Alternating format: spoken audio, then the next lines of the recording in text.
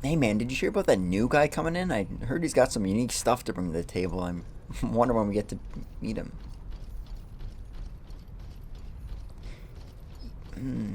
Yeah, we sure this is the right guy?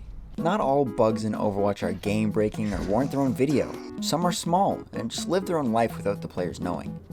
Poor thing doesn't even know what an objective is. So sad. I've compiled a handful of these bugs, and first up is Ramattra's third form. By performing a specific set of actions, you can get Ramattra to be stuck in both forms at once.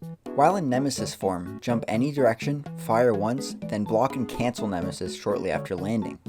I'm not sure if all those steps are needed to perform the bug, but it's how I got it consistently. This form has the same properties as his normal form, with some quirks.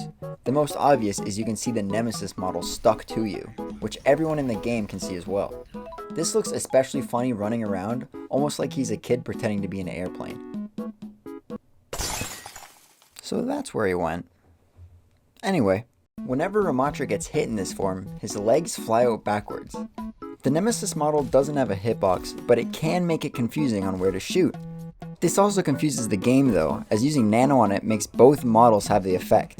If the practice bot shoots the Nemesis form, the bullets turn invisible but still exist, as you can kind of see here.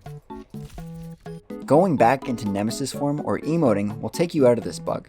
As far as what you can do as Ramattra, this is the only way to get out of the bug, since even dying will just bring you back in the weird third form. Pressing the emote button while entering Nemesis form will actually stop the voice line from playing. In the new patch that came out today, if Ramattra has a shield out and tries to place a second one, a red placement indicator comes up instead. I think we've seen enough of this goofy guy for now, so let's move on to some other bugs. This Doomfist bug actually impacts the game. When getting an environmental kill, you get the ult charge from the hero's health pool. However, if the hero impacts a wall before dying, you no longer receive credit for the kill. This is kind of a big deal, as it's a really great way for Doomfist to get some early ult charge. On the new map Shambali, it's possible for Sombra's Translocator to be placed on a ceiling through this hole. This allows you to have an invisible Translocator directly above a mega health pack.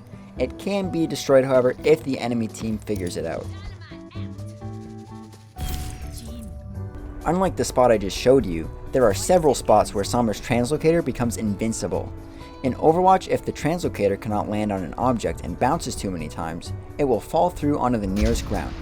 This also makes the Translocator impossible to destroy, however, giving Sombra infinite access to your backline, with really nothing you can do about it. Most invisible walls prevent this from happening, however in Shambali they messed up and made it so that two invisible walls could face each other, making sure the Translocator bounced enough times. This used to be the case, however, until today when they changed it so that if it bounces too many times, it just gets destroyed.